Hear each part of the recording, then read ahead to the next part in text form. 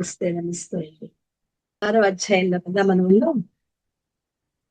9వ శ్లోకం నుంచి ఒకసారి చదువుదాము. సుహృన్మిత్రార్యుదాసీన మధ్యస్థద్వేష్య బంధుషు సాధు స్వపి చ పాపేషు సమబుద్ధిర్విశిష్యతే. యోగి యుంజీత సతతం ఆత్మానం రహసి స్థితః ఏకాకీయత చిత్తాత్మా నిరాశీర పరిగ్రహః.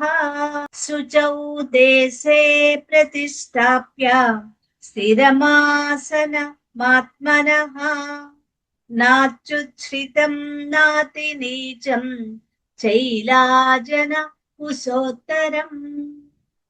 తత్రైకాగ్రం మనః కృత్వా యత చిత్తేంద్రియ క్రియః ఉపవిశ్యాసనే యుంజాత్ యోగమాత్మ విశుద్ధయే.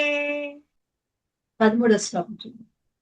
సమం కాయశిరో గ్రీవం ధారయన్నచలం స్థిరః సంప్రేక్ష్య నాసికాగ్రం స్వం దిశశ్చానవ లోకయన్. ప్రశాంతాత్మా విగతభీః బ్రహ్మచారి వ్రతే స్థితః మనః సంయమ్య మచ్చిత్తః యుక్త ఆసీత మత్పరః. 15 చూద్దాం. యుంజన్నేవం సదాత్మానం యోగి నియతమానసః శాంతిం నిర్వాణ పరమాం మత్సంస్థా మధి గచ్చతి. 11వ శ్లోకంలో ఉంది. 11వ శ్లోకం ధ్యానం ఎలా చేయాలి. ధ్యానానికి 5 జాగ్రత్తలు తెలుసుకున్నాం. ఇక ఆసనం ఎలా ఉండాలి. ఆసనం ఎలా ఉండాలి అంటే యోగి ఏకాంత ప్రదేశంలో ఒంటరిగా ఇంద్రియాలని మనస్సుని గ్రహించి ఆశని వదిలిపెట్టి దేనిని పరిగ్రహించక కోరుకోకుండా ఎప్పుడు మనస్సును ఆత్మయందే నిలపటానికి అభ్యాసం చేయాలి. ఇది ఆత్మ సంయమ యోగము అంటే ఇదే అన్నమాట. ఒక్కడే కూర్చుని ధ్యానం చేయాలి. సాధారణంగా ఏకాంత ప్రదేశంలో ధ్యానాభ్యాసం చేస్తే చాలా బాగుంటుంది. మనస్సు కొట్టే దృశ్యాలు లేకుండా దూరంగా కూర్చుని చేస్తే చాలా బాగుంటుంది. అలాగని ఇల్లు వదిలిపెట్టి ఎక్కడికో అడవుల్లోకో వనాల్లోకి వెళ్ళి చేయాల్సిన అవసరం లేదు. రెండవది ఏకాకి, ఒక్కడే కూర్చుని చేయాలి సాధ్యమైనంత వరకు. ప్రారంభంలో తోటి స్నేహితులతో కలిసి గాని లేదా కుటుంబ సభ్యులతో కూర్చుని ధ్యానం చేయొచ్చు. ఆ తర్వాత తాను ఒక్కడు ఎప్పుడు కూడా ఎలా ధ్యానానికి ఎలా కూర్చోవాలంటే తాను ఎక్కడైతే కూర్చుంటాడో ఎప్పుడు అదే ప్రదేశాన్ని కూర్చోడానికి ప్రయత్నం చేయాలి. రెండవది మనం ముఖం ఉత్తరం వైపు ఉండాలి. ధ్యానం చేసేటప్పుడు ముఖం తూర్పు వైపు గాని ఉత్తరం వైపు గాని ఉంటే అది సరి అయిన పద్ధతి అన్నమాట. అంటే ఉత్తరం చూస్తూ ఉండాలి. ఫస్ట్ది మనకి వీలైనంత వరకు ఉత్తరం వైపు చూస్తూ ఉండేట్లుగా కూర్చుందాం. మనం దక్షిణామూర్తి స్తోత్రంలో కూడా చెప్పుకున్నాం, శిష్యులు ఉత్తరాభిముఖులై ఉండాలి కదా. ఎప్పుడు కూడా దక్షిణం వైపు ముఖం పెట్టుకోకూడదు, అది గుర్తు పెట్టుకోండి. దక్షిణం యమద్వారం అంటారు. దక్షిణం వైపు ముఖం పెట్టుకోకూడదు. ఉత్తరం వైపు సాధ్యమైనంత ఫస్ట్ ప్రయారిటీ ఉత్తరం వైపు. సెకండ్ ప్రయారిటీ తూర్పు వైపు. మన ముఖం తూర్పునే చూడాలి, లేదు ఉత్తరం వైపు అయినా చూడాలి. అది ఉత్తరం వైపు చూడటం ఫస్ట్ ప్రయారిటీ, తూర్పు వైపు చూడటం సెకండ్ ప్రయారిటీ. అలాగే ఎప్పుడు కూడా మీరు ఎక్కడ కూర్చుంటారో సాధ్యమైనంత వరకు ఆ ప్రదేశంలోనే ఆ ప్రాంతంలోనే కూర్చుని చేయటానికి ప్రయత్నం చేద్దాం. అలా చేస్తే మనకి ధ్యాన సాధన కూడా చాలా బాగుంటుంది. ఒక్కడే కూర్చుని చేయాలి. ఏది ధ్యాన సాధన. నలుగురు మధ్యలో కూర్చుంటే కాసేపు ధ్యానం అయిపోయిన తర్వాత ఏవో ఒక మాటలు అనేవి వస్తాయి. కాబట్టి ధ్యానం అయిపోయిన తర్వాత ఎక్కువసేపు మాట్లాడకుండా మౌనంగా ఉండటానికి ప్రయత్నం చేయాలి. అలాగే యత చిత్తాత్మ, మనస్సును స్వాధీనంలో ఉంచుకోవాలి. లేకపోతే ఏం చేస్తుంది, ధ్యానానికి కూర్చోగానే అది పరిగెత్తుకు పారిపోతుంది బయటికి. అంటే రకరకాల ఆలోచనలు. ఈ ఆలోచనలు ఎందుకు వస్తాయి? గత జన్మల వాసనలు. ఈ వాసనలు ఏం చేస్తుంటే, గత జన్మల వాసనలు తెచ్చుకున్నాం కదా మనం పూర్వంలో చేసిన సంకల్పాల వల్ల. మరి ఆ వాసనలు పోవాలి. వాసనలు పోవాలంటే మనం కర్మలు చేయాలి. మరి కర్మలు చేస్తూ ఉంటే మళ్ళీ కొత్త వాసనలు వస్తూ ఉంటాయి. అందుకే నిష్కామ కర్మయోగాన్ని చేయాలి. ఎప్పుడు ధ్యానాభ్యాసం చేయటానికి ముందుగా మనం ఎప్పుడు కూడా మన కర్మలని పరమాత్మకి సమర్పణ చేసుకోవాలి. ఆ సమర్పణ చేసుకోవడమే కర్మలు, కర్మ ఫలాలు, అలాగే భావనలు, ఆలోచనలు, సంకల్పాలు, ప్రతీది అన్నిటినీ కూడా పరమాత్మకి సమర్పణ చేసుకోవడమే నిష్కామ కర్మయోగం. అలా చేస్తూ చేస్తూ తాను ఆ నిష్కామ కర్మయోగం చేస్తూ ఉన్నప్పుడు అప్పుడు మనసులో ఆలోచనలు తగ్గిపోతూ ఉంటాయి. ఆ తర్వాత మూడోది నిరాశి. నిరాశ అనేది ఉండకూడదు. ఆశ ఉండకూడదు, నిరాశ కూడా ఉండకూడదు. ఆశ అనేది ఒక పాశం. ఆశ అంటే పాశం. పాశం అంటే తాడు, యమపాశం. యముడు ప్రతి వాడిని పాశంతో బంధిస్తాడు అంటారు. నిజంగా ఎంతమందికి పాశాలు ఎక్కడి నుంచి తెస్తాయండి? ఆయనకి ఏమైనా ఫ్యాక్టరీ ఉందా? లేదు కదా. ఎవరి పాశం వాళ్లే మెడకు తగిలించుకుని భూమి మీదకి వచ్చారు. అంతే తప్ప పాపం ఎముడేమి ఎవరికి పాశాలు వేయడు. తను వస్తూనే భూమి మీదకి వస్తూనే తన పాశం తానే తగిలించుకుని వస్తాడు. అదే ఆశా పాశం. ఇక్కడున్న ఆ పాశం ఏంటి? ఆశ అనే పాశం తగిలించుకుని వస్తాడు. ఆ పాశం బిగుసుకుంటే ఇంకా అమ్మ పాశం అవుతుంది. అంటే విపరీతమైన ఆశకు లోనైనా, నిరాశకు లోనైనా, నిరాశ ఆశ రెండు కూడా మనల్ని యమపాశానికి దగ్గర చేస్తాయి. కాబట్టి ఆశ అనే దాన్ని, ఆశ అంటే విపరీతమైన వ్యామోహం, కోరిక. అలాంటివి కాకుండా మనకి ఎంత అవసరమో, మనకి ఏం అవసరమో అలాంటి అవసరమైన వాటిని, గృహస్థుగా ఉన్నాం. గృహస్థుగా ఉన్నప్పుడు అనేక అవసరాలు ఉంటాయి. అవి సామాన్యంగా దానికి ఏం ప్రత్యేకించి మనం తెలుసు, దానికి ఉండకూడదు అనటానికి లేదు. మరి ఏ సన్యాసులకు, బ్రహ్మచారులకు అయితే, వానప్రస్థులకైతే ఎక్కువ వాళ్ళకి గృహస్థ జీవితం తక్కువగా ఉంటుంది కాబట్టి వానప్రస్థులకి గృహస్థ జీవితం కూడా తక్కువగా ఉంటుంది. సన్యాసులకు ఉండదు, బ్రహ్మచారులకు కూడా ఉండదు. కాబట్టి వాళ్ళకి ఆశ ఉండకపోవచ్చు. కానీ గృహస్థుగా ఉన్న మనకి కుటుంబం నడుపుకోవాలి కాబట్టి, మనకి సంసారం నడపాలి కాబట్టి, ఎందుకుని తగినట్లుగా మనకి ఉంటాయి. అవి వాటిని ఆశ అన్నది, అవి మనకు అవసరమైనవి అవి ఉంటాయి. కానీ అనవసరమైన వాటిని పెంచుకోవద్దు అంటున్నారు. ఆశకు దాసుడైతే లోకానికంతా దాసుడే. ఆశ గలవాడి ధ్యానమంతా ఆశించిన దాని మీదే ఉంటుంది కానీ భగవంతుడి మీద ఉండదు. అందుకని ఆశను తగ్గించుకోండి, ఆశలు పెంచుకుని మోసపోవద్దు అని చెప్తున్నారు. అలాగే అపరిగ్రహ, యోగి పొదుపుగా ఉండాలి. ఇతరుల నుంచి దేనిని ఆశించకుండా, అడిగి తీసుకోకుండా, అప్రయత్నంగా ఏదైతే లభిస్తుందో, అంటే తనకి ఏదైనా వస్తే కాదనకూడదు, వచ్చిన దాన్ని కాదనకూడదు. అలాగని రాబోయే దానికోసం ఆశించకుండా ఉండాలి. ఇతరుల నుంచి ఆశించకుండా అప్రయత్నంగా లభించిన దాంతో సంతృప్తి చెందాలి. ధనం, బంగారం, స్థలాలు, భవనాలు ఇలాంటి వాటిని సేకరించే కొద్ది ఆసక్తి, ఆశ పెరుగుతూ ఉంటుంది. ఇవన్నీ కూడా యోగ సాధనకి అంతరాయాలు. ఎక్కడ ఆపాలో అక్కడ ఆపాలి, ఇంకా చాలు. వస్తూ ఉంటాయా, వచ్చినా కూడా వాటి పట్ల మనకి మమకారాన్ని పెంచుకోకూడదు. అంతేకాదు ఈ పరిగ్రహం పుచ్చుకోవటం వల్ల ఎన్నో ఇబ్బందులు వస్తాయి. దీనికే ఉదాహరణ చెప్పారు. ఒక భక్తుడు గుళ్ళో ప్రతిరోజు 108 ప్రదక్షిణలు, అంగ ప్రదక్షిణలు చేస్తున్నాడు. ఒక దానికి ఒక ఆయన, ఒక దాత చూసి, చాలా బాగుంది, ఈయన ఎంతో భక్తిపరుడు, ఈయనకి మనం ఏదైనా ఇవ్వాలి అనే సంతోషంతో ఒక పట్టుబట్టి ఇచ్చారు. రోజు ఈ భక్తుడి యొక్క భక్తికి, ఈ ప్రదక్షిణలకి చాలా ఇష్టపడి ఒక దాత ఒక పట్టుబట్ట ఆయనకి ఇచ్చారు. ఇప్పుడు ఆ పట్టుబట్ట కట్టుకుని అంగ ప్రదక్షిణలు చేయలేడు, పొర్లు దండాలు పెట్టలేడు, ప్రదక్షిణలు చెయ్యలేక అవన్నీ కూడా మానుకున్నాడు. ఏం మానుకున్నాడు? ప్రదక్షిణలు చేయటమే మానుకున్నాడు. తర్వాత గుడికి వెళ్ళడం కూడా మానుకున్నాడు.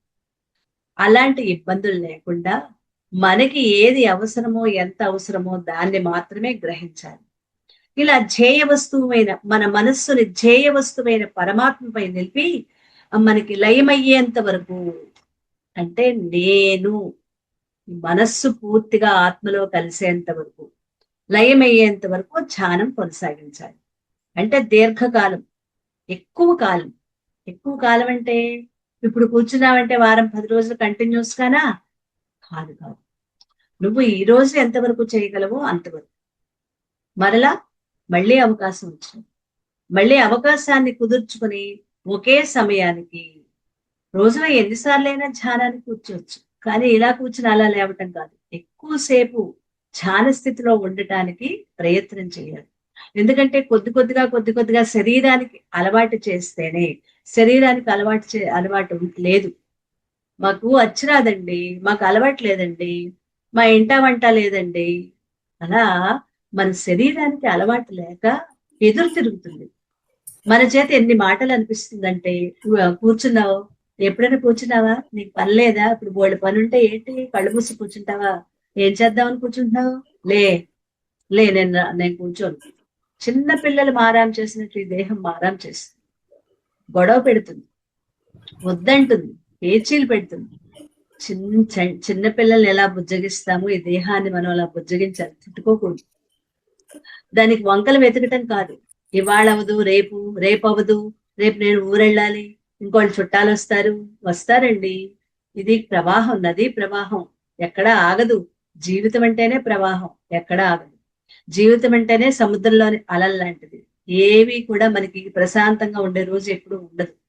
కాకపోతే మనం దాన్ని, ఆ సమయాన్ని మన కోసం ఉపయోగించుకోవాలి. అది మనకున్న బుద్ధి అన్నమాట. మన బుద్ధిలోని తెలివి అంటే ఏం లేదు. మనకున్న సమయాన్ని 24 గంటల సమయంలో, మనకి ఆ సమయంలో ఎప్పుడూ కుదరదా? మనమే ప్రశ్నించుకోవాలి. నేను ఎందుకు వంకలు పెడుతున్నాను? దీనివల్ల ఇన్ని జన్మలుగా నేనేం చేశాను? పొందలేకపోయాను. ఇప్పుడు వదిలిపెట్టుకుంటే, ఇంత మంచి అవకాశాన్ని నేను వదిలేస్తే మళ్ళీ తర్వాత జన్మలు ఎలాంటి జన్మలు వస్తాయో అప్పుడు నాకెవరు చెప్తారు? ఇప్పుడు అన్ని మబ్బులు చూసుకుని మొత్తం బకెట్లో అన్ని ఖాళీ చేసి పారబోసుకుని వర్షం వస్తే పట్టుకుందామని చూసేవాళ్ళ పరిస్థితి లాగా ఈ జన్మ వృధా చేసుకుంటే తర్వాత జన్మలు ఎలా ఉంటాయో మనకు తెలియదు. తర్వాత జన్మల వరకు అక్కర్లా, ఈ రోజు నేను వృధా చేసుకుంటే రేపటి రోజు ఎలా ఉంటుందో తెలియదు. జన్మల దాకా కూడా మనం వెళ్ళక్కర్లా. ఈ రోజు మనం వృధా చేసుకుంటే తర్వాత రోజులు ఎలా ఉంటాయో నాకు తెలియదు. కాబట్టి నేను ఎలా ఉన్నా, నా 24 గంటల సమయంలో కొంత సమయం, మొదట్లో అరగంట, తర్వాత మెల్లగా 40 నిమిషాలు, తర్వాత గంట, అలా పెంచుకోవచ్చు. మినిమం 40 నిమిషాలు కూర్చోవటానికి ప్రయత్నం చేయాలి. శరీరం మొరాయించినా సరే ప్రయత్నం చేద్దాం. మరీ ఇలా కూర్చుని అలా లేవటం కాదు కదా. ఇంతసేపట్లో నేను బోల్డ్ సమయాన్ని వృధా చేసుకున్న సమయం ఉంది కదా, ఈ సమయాన్ని నేను నా కోసం, కేవలం నా కోసం నేను ఉపయోగించుకుంటాను అని ఎవరమైతే అనుకుంటామో ఖచ్చితంగా మన సమయాన్ని మన కోసం ఉపయోగించుకుంటాం. అందరికీ సమయం ఇస్తాం, కానీ మన కోసం మన సమయాన్ని ఉపయోగించుకుంటాం. ఆ మన కోసం మనం ఉపయోగించుకునే సమయమే మన ఉన్నతికి మార్గం చూపించేది, మన జన్మ సార్థకతకు ఉపయోగపడేది అది. కాబట్టి అది తెలియక, బాబాయ్ వీళ్ళు వచ్చారంటే కూర్చోమంటారు, ధ్యానం చేయమంటారు నీ మొదట్లో బాగా తిట్టుకునేవారు. వాళ్ళవన్నీ మాటలు ఏవి కూడా నాకు వినపడేవి కాదు. అంటే వాళ్ళు పైకి తిట్టినా కూడా నేను పెద్ద పట్టించుకునేదాన్ని కాదు. అలా ఒక గుడిలో ఆ ధ్యానం పెడుతూ ఉంటే మెల్లగా అలవాటు చేసుకున్న వాళ్ళు ప్రతిరోజు గుడికి వచ్చి ధ్యానం చేయటం, ఆ మందిరంలో ఖాళీ ప్రదేశంలో కూర్చొని ధ్యానం చేయటం, అలాగా ఒక 100 మంది, అంటే పైనే ఉంటారు పిల్లలు, వైఫ్ అండ్ హస్బెండ్, వాళ్ళు తల్లులు అందరూ, ఒక 100 మంది పైగా మా ఇంట్లో మేడ మీద ధ్యానం ఫస్ట్ టైం అన్నమాట. ఇంట్లో పెట్టిన ధ్యానం తర్వాత బోల్డ్ మంది, చాలా మంది, ఇంకా ప్రదేశాలన్నీ కూడా ఒకరికొకరు తెలుసుకుని ధ్యానం బాగా చేయటం అనేది నేర్చుకున్నారు. ఇప్పుడు మనం చేసేది అదే, మనం ఇప్పుడు చెప్పుకునేది ఎలా అంటే, పరమాత్మ, మన ధ్యేయ వస్తువు పరమాత్మ.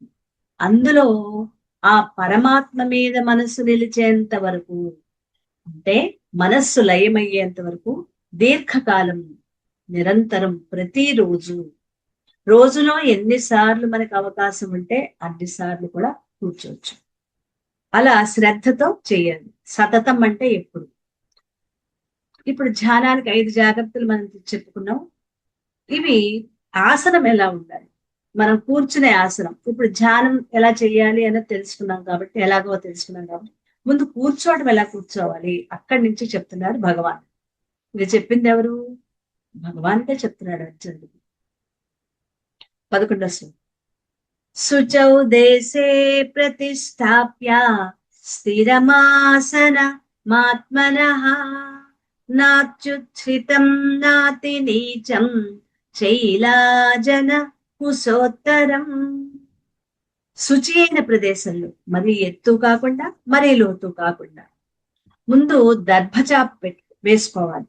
నేల మీద దర్భచాప వేసుకుని దాని మీద లేడి చర్మం, అజనం అంటే లేడి చర్మం అన్నమాట, అది వేసుకుని దాని మీద మెత్తని బట్టతో స్థిరమైన ఆసనాన్ని తన కోసం ఏర్పాటు చేసుకోవాలి. ఇప్పుడు లేడి చర్మాలు లేవు కాబట్టి వాటి గురించి ఆలోచించాల్సిన అవసరం లేదు. ధ్యానానికి కూర్చునే ప్రదేశం ఎలా ఉండాలో, ఆసనం ఎలా ఉండాలో చెప్తున్నారు. శుచవు దేశం, శుచి శుభ్రత ఉన్న ప్రదేశంలో ధ్యానం చేయాలి. దోమలు, చీమలు, నల్లులు పాగుతున్న చోట, అంతా చెత్త చెత్తగా ఉన్న చోటని శుభ్రం చేసుకోవాలి.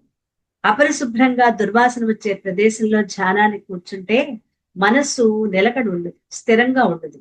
సాత్విక భావాలు కలిగించే పటాలు, వెలుతురు తక్కువగా ఉండే దీపం, అవి చూసుకో, అలా ఉండొచ్చు. ఈగలు, దోమలు, చీమలు లాంటివి లేకుండా చూసుకోవాలి. ఎందుకంటే స్థాన మహిమ గొప్పది. మీరు కూర్చున్న స్థానం కూడా మన ఇంట్లోనే ఎక్కడ పడితే అక్కడ కాకుండా, ఇంతకు ముందు చెప్పుకున్నాం ఉత్తర ముఖంగా కూర్చోవటం. ఆ ఉత్తర ముఖంగా కూర్చున్నప్పుడు మరి ఎక్కడ ఆనుకుని దాన్ని ఆనుకుపై కూర్చున్నట్లు కాకుండా నిటారుగా కూర్చుంటాం కాబట్టి, ముందు కూర్చున్నప్పుడు నిటారుగా ఉంటుంది, తర్వాత శరీరంలో చిన్న చిన్న కదలికలు ఉంటాయి, కానీ నిటారుగా కూర్చుంటాం, వేటిని ఆనుకోకుండా. కూర్చునే నేల మీద, ఉత్తి నేల మీద కూర్చోకుండా దానికి ఏదో ఒక ఆసనం, చాప లాంటిది వేసుకోవాలి. దర్భచాపలైతే చాలా మంచిది, మనకి దొరికితే దర్భచాపలు తెచ్చుకుని వేసుకుంటే ఎందుకో ముందు ముందు వస్తుందో చెప్పుకుంది. ఎందుకు ఈ దర్భచాపలు ఉంది, దాని మీద లేడి చర్మం అన్నారు. ఇప్పుడు అలాంటివి మనకి లభించవు కాబట్టి అది మనకు అవసరం. దాని మీద ఒక తెల్లటి మెత్తటి వస్త్రాన్ని వేసుకోండి అంటారు.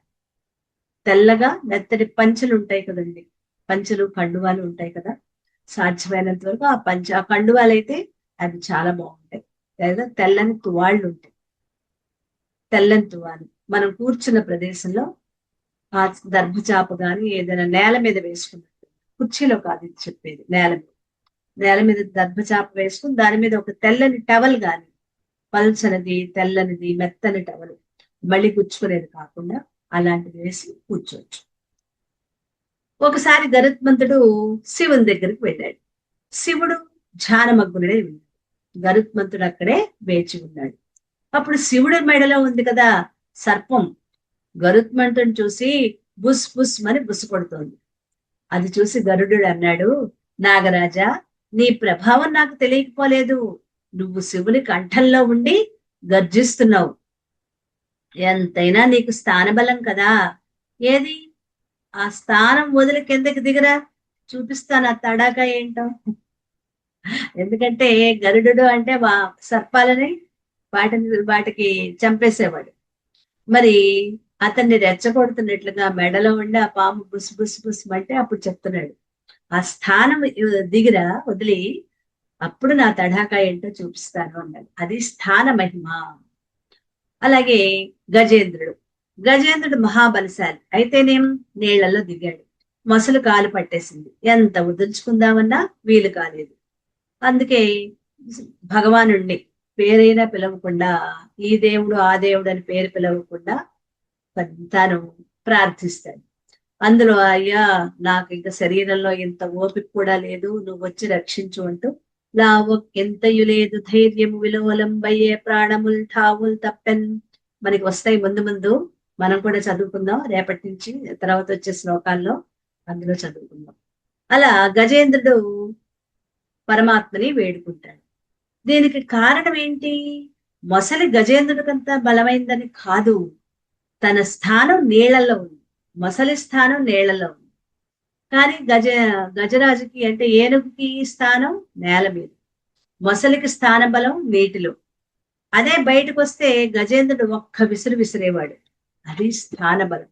స్థాన బలమి కాని తన బలమి కాదయ్యా విశ్వదాభిరామ వినురవేమ. చదువుకున్నాం కదా చిన్నప్పుడు వేమన శతకంలో. అలా శుచైన ప్రదేశంలో కూర్చోవాలి.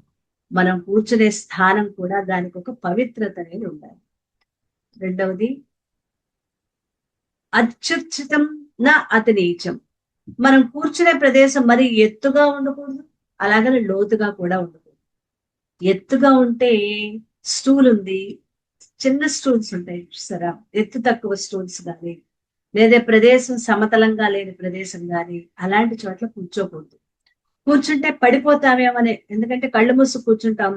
కొంతసేపటికి శరీరం ఈ మనస్సు ఏమవుతుందంటే ఆలోచనలు ఉండదు. చాలా చక్కగా ఉన్న సమయంలో ఒక తూల్ లాంటిది వస్తే పడిపోవచ్చు. కాబట్టి ఆ భయంతో మనసు ఏకాగ్రంగా ఉండదు. పరవశంలో గాని నిద్రలో గాని పడిపోవచ్చు.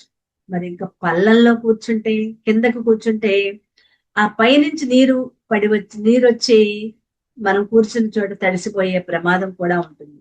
లేదా క్రిమి కీటకాల బాధ ఉంటుంది. పల్లపు ప్రదేశాలు శీతలంగా ఉంటాయి కాబట్టి మన హృదయ స్పందన తగ్గిపోతుంది.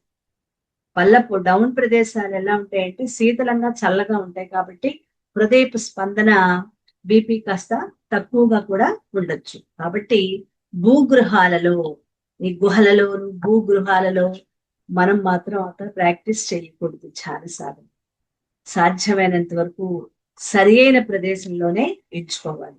మరి ఎక్కువ ఎత్తు కాదు, అలాగని పల్లం కాదు, సమతలంగా ఉన్న ప్రదేశంలోనే మనకి ధైర్యంగా అభయంగా ఉన్న భయం లేని ప్రదేశంలోనే కొంచెం ధ్యాన సాధన చేయాలి. మూడవది చైలాజన కుశోత్తరం. ఆసనం స్థిరంగా కూర్చోడానికి వీలుగా ఉండాలి. అలా ఉండాలంటే ముందు దర్భాసనం, దాని మీద అజనం అంటే జింక చర్మం, దానిపై తెల్లని వస్త్రం పరుచుకుని ఆసనాన్ని ఏర్పాటు చేసుకోవాలి. ఆసనం వల్ల భూమి యొక్క స్పర్శ తప్పుతుంది. ఆసనం వేసుకోవటం వల్ల భూమికి డైరెక్ట్ గా మన ఎనర్జీ భూమిలోకి వెళ్ళిపోకుండా ఉంటుంది. కాబట్టి మనకి భూమికి మధ్యలో ఆసనం మనకి చాలా సుఖంగా ఉంటుంది. భూమిపై కూర్చుని ధ్యానం చేస్తే నీ ధ్యాన శక్తి భూమి ఆకర్షణ శక్తి లాగేస్తుంది. మన చుట్టూ కూడా ఎలక్ట్రోమాగ్నెటిక్ ఫీల్డ్ అని చెప్పి విద్యుదయస్కాంత క్షేత్రం ఏర్పడుతుంది. బాసం పెట్టి వేసుకుని మరీ బిగించక్కర్లా, నార్మల్ గా వేళ్లలో వేళ్ళు పెట్టుకుని కళ్ళు మూసుకుని అలా మనం కూర్చున్నప్పుడు మన చుట్టూతో కూడా విద్యుదయస్కాంత క్షేత్రం అనేది ఏర్పడుతుంది. అలా ధ్యాన శక్తి అనేది ఏర్పడుతుంది. అదేమవుతుందంటే నేల మీద ఏమీ వేసుకోకుండా కూర్చున్నప్పుడు ఆ శక్తి భూమి లోపలికి, ఆ భూమి ఆకర్షణ శక్తికి లోపలికి దిగిపోతుంది. అలా కాకుండా ఉండాలి అంటే మనం కూర్చున్న ప్రదేశం ఎలా కూర్చోవాలి? మనం కూర్చున్నది ఒక ఆసనం వేసుకుని, ఏమీ లేదు నేను కింద కూర్చోలేనంటే కుర్చీలో అయినా కూర్చోవచ్చు. కాళ్ళు నేల మీద పెట్టుకున్నా పర్వాలేదు, దానివల్ల వచ్చిన నష్టం అయితే ఏమీ ఉండదు. కాళ్ళు నేల మీద పెట్టుకోవచ్చు, కుర్చీలో కూర్చోవచ్చు. కాకపోతే నేల మీద కూర్చుంటే కింద మాత్రం ఏదో ఒకటి వేసుకోవాలి. ఏదో ఒకటి ఏం వేసుకుంటాం? దర్భచాప, దాని మీద అజనం అన్నారు, అది ఉంటే వేసుకోవచ్చు, లేకపోతే దానికోసం మనం ప్రయత్నం చేయాల్సిన అవసరం లేదు. ఒక తెల్లటి వస్త్రం కనుక ఇలా మూడింటితో ఏర్పాటు చేసుకోవాలి. దర్భలు చల్లదనాన్ని పోగొడతాయి, మరీ నేల చల్లగా లేకుండా ఉంటాయి. కాబట్టి శీతాకాలంలో వెచ్చగా ఉంటుంది, వేసవిలో జింక చర్మం వేడెక్కుతుంది. దానివల్ల సాధకుడికి చెమట పడుతుంది. ఆ చెమట వల్ల చర్మ వ్యాధులు వస్తాయి. దాన్ని నివారించడానికే ఆ చర్మం మీద, జింక చర్మం మీద ఒక తెల్లటి వస్త్రం పరుచుకోవాలి. అలా ఏర్పాటు చేసుకునే ఆసనం అన్ని కాలాలకి, శీతాకాలం, వర్షాకాలం, వేసవికాలం, అన్ని కాలాలకి తగి ఉంటుంది. ఒకవేళ చర్మం లేకపోతే వస్త్రం వేసి కూర్చోవచ్చు. మన దగ్గర ఆ చర్మం దొరకదు కదా ఇప్పుడు, దానికోసం మనం ప్రయత్నించడం అవసరం లేదు.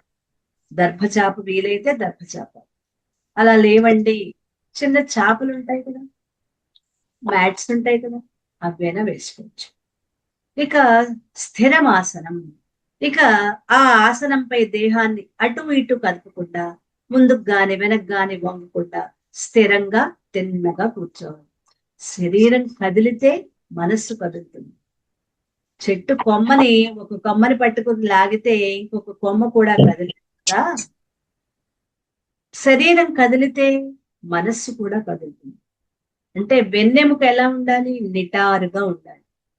నిటారుగా నిట్ట నిలువుగా ఉంచి చేతులు ముందుకు పెట్టుకుని వేళ్లల్లో వేళ్లు దూర్చి అన్ని వేళ్లను కలిపి ఉంచి పద్మాసనంలో గాని సుఖాసనంలో గాని, అందరూ పద్మాసనంలో వజ్రాసనం వాటిలో కూర్చోలేరు కాబట్టి మామూలుగా బాసం పెట్టి వేసుకుని కూర్చోవచ్చు సుఖాసనంలో.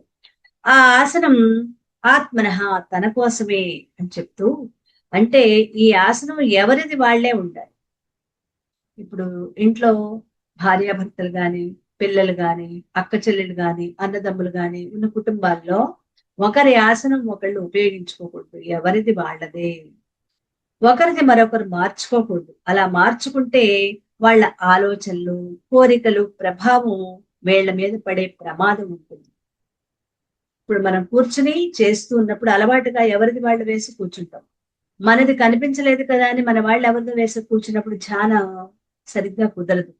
ఆలోచనలు వేరు వేరు ఆలోచనలు వస్తూ ఉంటాయి. ఎందువల్ల? అవతల వాళ్ళ యొక్క ఆలోచనలు వాళ్ళకి అలవాటు ఉన్నది ఆ ఆసనానికి పట్టి ఉంటుంది. కాబట్టి ఎవరిది వాళ్ళు ఉపయోగించుకోవాలి. మనకి దొరకలేదా అక్కడ ఏదో చాప కానీ ఇంకొకటి కానీ వేసుకుని దుప్పటి దుప్పటిని మడతలు పెట్టి వేసుకునైనా కూర్చోవచ్చు. తప్పితే ఒకరి ఆసనం మాత్రం ఒకళ్ళు ఉపయోగించుకోకూడదు. అది సాధనకి భంగకరం అన్నమాట. అందుకే మనం ఏమేంటి మార్చుకోకూడదు? ఆసనం మార్చుకోకూడదు. ఒకవేళ జపం చేసినట్లయితే గురువు దగ్గర ఏదైనా మంత్రం నేర్చుకుని ఆ మంత్రం తెలుసుకుని ఒక జపమాల రుద్రాక్షమాల ఒకటి తయారు చేయించుకుని జపం చేసినట్లయితే జపమాల ఒకటి ఒకళ్ళదొకళ్ళు వాడుకోకూడదు. మూడోది, మనం ఇప్పుడు నేర్చుకుంటున్నాం పారాయణ గ్రంథం ఉంది కదా, భగవద్గీత. భగవద్గీత పారాయణ గ్రంథం అంటే ఏం లేదు, మనం ఏ పుస్తకం అయితే చదువుతున్నామో ఆ పుస్తకం ఎవరిది వాళ్లే ఉండాలి. అంతే తప్ప ఒకళ్ళది ఒకళ్ళు మార్చుకోకూడదు. ఇది ఒకటి కూడా గుర్తుపెట్టుకోవాలి. వేటిని మార్చుకోకూడదు, తీసుకోకూడదు.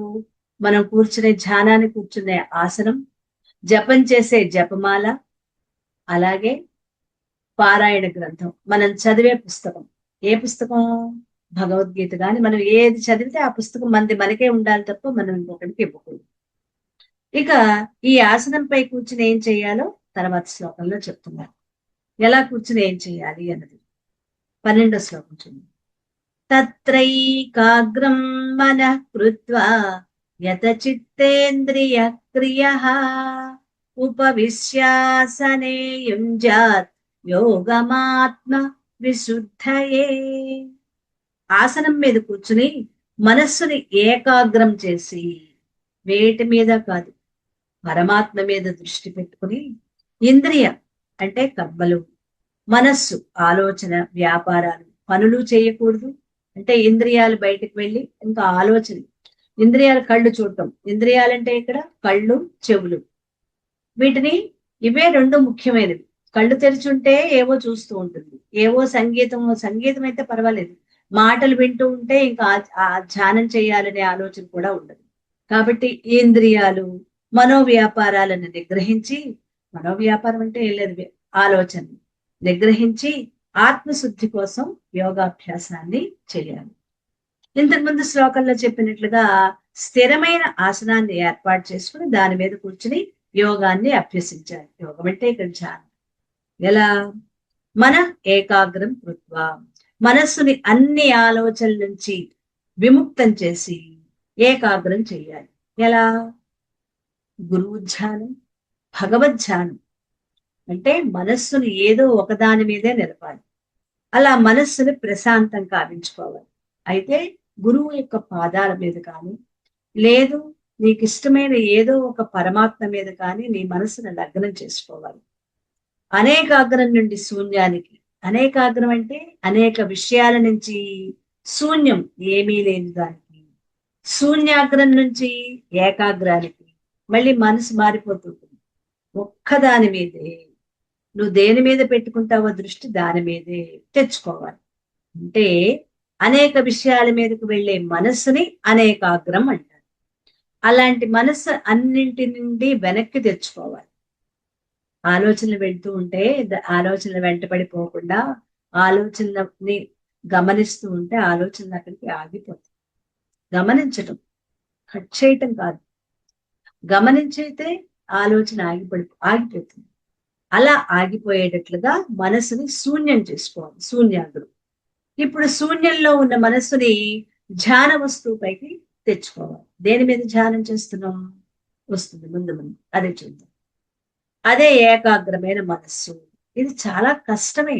అయినా దీనికి కూడా భగవద్గీత ఒక ఉపాయం చెప్తోంది. ఏమంటోంది ఇందులో? యత చిత్తేంద్రియ క్రియ. చిత్తక్రియలు అంటే ఆలోచనలు, ఇంద్రియ క్రియలు అంటే కర్మలు. చిత్తక్రియలు అంటే ఆలోచనలు, ఇంద్రియ క్రియలు అంటే చేసే పనులు. వీటిని స్వాధీనంలో ఉంచుకోవాలి. ఆలోచనలు చేస్తున్నప్పుడు వాటికి అనుగుణంగా కర్మలు కూడా చేయాల్సి వస్తుంది. ఒక పక్క ఆలోచన, ఇంకొక పక్క చేతులతో కాళ్ళతో నడవటము, బయటకు వెళ్ళటము, చేతితో పనులు చేయటం, ఇవన్నీ కూడా జరుగుతూ ఉంటాయి. విషయ వస్తువుల చింతన, ఇది తెచ్చుకోవాలి, అది తెచ్చుకోవాలి, దాన్ని దాచుకోవాలి, ఇలాంటి విషయ వస్తువుల మీద ఆలోచనలు చేస్తూ ఉంటే ఆ ఆలోచనలని మనం ఆపగలిగితే, ధ్యానానికి కూర్చుని దేని గురించైనా ఆలోచిస్తే ఆలోచన ముందుకెళ్ళిపోతాయి. ఆలోచనలు ఎప్పుడైతే ఆపుతామో కర్మలు కూడా ఆగిపోతాయి. దానికి సంబంధించిన కర్మలు, ఇప్పుడు నేను లేచి వెళ్ళి ఇప్పుడు ధ్యానానికి కూర్చోవటం కాదు, అనవసరంగా కళ్ళు మూసి కూర్చుంటే టైం వేస్ట్ అయిపోతుంది, ఈ టైం వృధా చేసుకోకుండా బయటకు వెళ్ళి పనులు చేసుకుందామని చెప్పి పరిగెత్తుకుంటూ వెళ్ళిపోవటం కాదు. అన్ని పనులు పూర్తి చేసుకుని వచ్చి మనం కూర్చోం. లేదా స్టవ్ మీద కుక్కర్ పెట్టేసి వచ్చి కూర్చోవటం, పాలు పెట్టి వచ్చి ధ్యానానికి కూర్చోవటం, సగం సగం పనులు చేస్తూ ధ్యానానికి కూర్చోవటం లాంటి పనులు మనం చెయ్యకూడదు. ఎందుకు చేయకూడదు? మన దృష్టి అంతా ఎక్కడ ఉంటుంది? అక్కడ చేసే పనుల మీద ఉంటుంది. ఇక్కడ కూర్చుని ఏం చేయాలి? మనస్సుని అక్కడ పెట్టి ఇక్కడ కూర్చుని ఏం చేయాలి? అందుకే చాలా మంది మాకు ధ్యానం కుదరట్లేదండి అంటూ ఉంటారు. మనస్సు పరిపరి విధాలు పోతూ ఉంటుంది, అనేక విషయాల పట్ల ఆలోచనలు చేస్తూ ఉంటుంది. అక్కడ ఉంటుంది కానీ మనస్సు ఇక్కడ కూర్చున్న చోట మన దగ్గర ఎలా ఉంటుంది? అది దానికి ఏం చెప్తున్నారు? విషయ వస్తువుల పట్ల ఆలోచనలు ఆపగలిగితే కర్మలు ఆగిపోతాయి. రోజంతా ఆపమనలేదుగా, రోజంతా ఆపమల్లా. మనం కూర్చున్న కాసేపైనా ఆలోచనలు ఆగటానికి, అవి ఆపటానికి ప్రయత్నం చేయాలి. అయితే ఈ విషయ చింతన ఎలా ఆగుతుంది? మనస్సుకి నచ్చ చెప్పాలి. ఇప్పుడు మనం మనతో ఉండటానికి కూర్చున్నాం, ఇంకా ఆలోచనలు వెంట పడిపోతూ ఉంటే మనతో మనం ఎలా ఉంటాం అని చెప్పుకుంటూ, ఈ విషయ వస్తువులు విషం లాంటివి. ఇప్పుడు కాదు మనకు కావాల్సింది. అవి నిజమైన శాశ్వతమైన సుఖాన్ని, సంతోషాన్ని ఇవ్వలేవు. కాబట్టి వృధాగా వీటి కోసం ఆలోచించి మన శక్తిని వృధా చేసుకోవద్దు. వస్తువుల కోసం, వాటి కోసం అయితే ఒక రకం. గతించిపోయిన విషయాల గురించి కూడా ఈ ధ్యానంలోనే అయ్యయ్యో అప్పుడు అలా జరగకుండా ఉండాల్సింది. కూర్చుని అనవసరమైన ఆలోచనలు చేస్తూ ఉన్నప్పుడు మన చేతులు అదే వచ్చేస్తాయి కదా. వాటి పట్ల మనం ఎలా ఉండాలంటే అప్రమత్తంగా ఉండాలి. అవి నాకు అవసరమా? జరిగిపోయింది, ఇప్పుడు మళ్ళీ నేను ఆలోచన చేసి ఆ టైంకి, ఆ కాలానికి వెనక్కి వెళ్ళి దాన్ని సరిచేయగలనా? లేదు కదా. నా వల్ల పొరపాటు జరిగింది కదా, లేదా ఎవరో నా పట్ల అమానుషంగా నిందలు వేసి మాట్లాడారు కదా, నేను వాళ్ళని క్షమిస్తున్నాను. వాళ్ళకి, వాళ్ళ పట్ల నాకు ఎటువంటి కోపం లేదు, తెలియక వాళ్ళు మాట్లాడారు కాబట్టి వాళ్ళని నేను క్షమించేస్తున్నాను. ఒక్కసారి మనసులో వాళ్ళని క్షమించి వదిలేయండి, మళ్ళీ ఆ ఆలోచన రాదు. అలా గతంలోని ఆలోచనలని మనం ఎవరికైనా ఇబ్బంది పెట్టినప్పుడు పశ్చాత్తాపంతో సారీ చెప్పుకోవడం, క్షమించమని. ఎవరైనా మన పట్ల కొద్దిగా నిందలు వేసినా, కొద్దిగా కఠినంగా మాట్లాడినా, అది నిజం కాకపోయినప్పుడు మనం వాళ్ళని క్షమించడం, క్షమించి వాళ్ళకి తెలియక అనుకున్నారు అని వదిలిపెట్టేస్తే ఆలోచనలు కూడా ఆగిపోతాయి. ఇంకా దానిలోనే ఉండి అక్కడే ఉండి అక్కడే ఉండి అక్కడే ఉంటే ఎక్కడ కూర్చున్నా నిప్పుల కుంపట్లో కూర్చున్న, కొలిమిలో కూర్చున్నట్లుగానే ఉంది. ధ్యానానికి కూర్చున్నా మనం ఏ ఉపయోగం ఉండదు. దాన్ని మనం క్షమించటం, గతంలో ఉన్నప్పుడు క్షమించటం జరుగుతుంది. లేదా క్షమాపణ మనమే, నా వల్ల ఈ పొరపాటు జరిగింది క్షమించమని కోరి వదిలేయాలి. ఇంకా ముందుకు పెంచుకోకూడదు. అలా అలవాటు చేసుకుంటే చాలా మందికి తెలియదు. ధ్యానానికి కూర్చుంటారు కానీ గతకాలపు ఆలోచనలు పడి వెంటపడి వెళ్ళిపోతూ ఉంటే వాటిని పట్టుకుని అలాగే కూర్చుంటారు. కూర్చుంటే ఏమవుతుంది? చిరాకు పడుతుంది. ఆలోచనలా తెగవు. కూర్చున్నదేమో అసలే అలవాటు లేని కూర్చోవడం ఏమో ఇక్కడ నడుము నొప్పి, కాళ్ళు నొప్పి, అలవాటు లేని కొద్దిగా అంతసేపు కళ్ళు మూసి కూర్చోవడం ఏమిటో చిరాకుగా ఉంది. అబ్బే నాకు ధ్యానం కుదరదని ఒక్కసారిగా దాన్ని ఇంక మానేస్తాం. అందుకని మన ఆలోచనలను మనమే గమనించుకోవాలి. అలా చిత్తాన్ని స్వాధీనంలోకి తెచ్చుకొని క్రమక్రమంగా ఇంద్రియాలను నిగ్రహించి యోగాన్ని ఆచరించాలి. ఇక్కడ యోగం అంటే ధ్యానం అన్నమాట. లోతుగా ఆలోచిస్తే చిత్తానికి విషయాలకి నిత్య సంబంధం, తాత్కాలిక సంబంధం. అంటే చిత్తానికి మనస్సుకి ఆత్మకి నిత్య సంబంధం, చిత్తానికి మనస్సుకి ఆత్మకి సంబంధం ఉంది కానీ మనస్సుకి విషయాలకి ఆ విషయం అయిపోగానే మనస్సు ఇంకొక దాని మీదకి వెళ్ళిపోతుంది. ఒక విషయం మీద ఆలోచిస్తున్నప్పుడు ఆ విషయం నుంచి ఇంకో విషయం వైపు పరిగెత్తుతుంది. విషయాలకి మనస్సుకి ఉన్న సంబంధం తాత్కాలికం, ఎంతోసేపు ఉండదు. అదే మనస్సును తీసుకెళ్లి ఆత్మలో పెడితే నేను ఆత్మ అంటే ఏమీ లేదు, నేను పరమాత్మను. పరమాత్మ లక్షణాలు ఏంటి? నిరాకారం, నిర్గుణం, నిశ్చలం, ఏమీ చేసేది కాదు, ఏ గుణాలు లేవు. అంటే ఏమీ లేని స్థితే పరమాత్మ స్థితి. అదే నేను.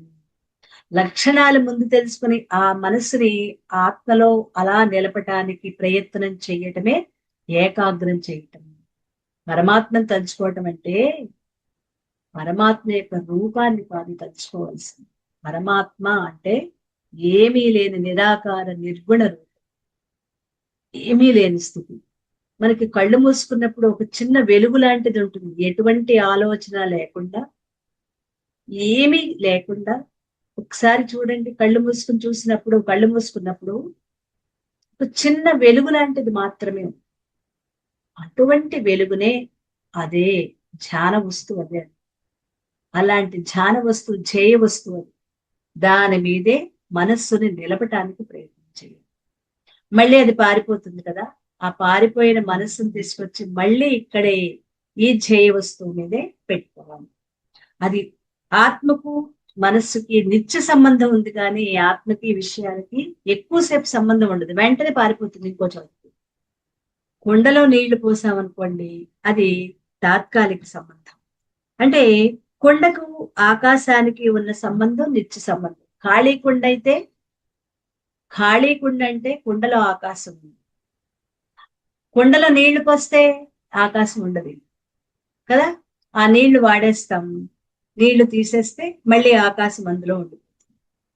మనం నీళ్లు తీస్తూ ఉన్న కొద్దీ ఆకాశం అందులో చేరిపోతూ ఉంటుంది. ఖాళీ స్థలమే ఆకాశం. ఆకాశానికి ఆ కొండకి నిత్య సంబంధం ఉంది కానీ నీళ్లు పోసి అలా ఉంచాం కదా, దాన్ని తీసేస్తూ ఉంటాం కదా, వాడుతూ ఉంటాం, తీసేస్తూ ఉంటాం. నిత్య సంబంధం ఆకాశంతో ఉంది కానీ కొండకి నీళ్లతో ఉండదు. ఇది అర్థం కాకపోవచ్చు.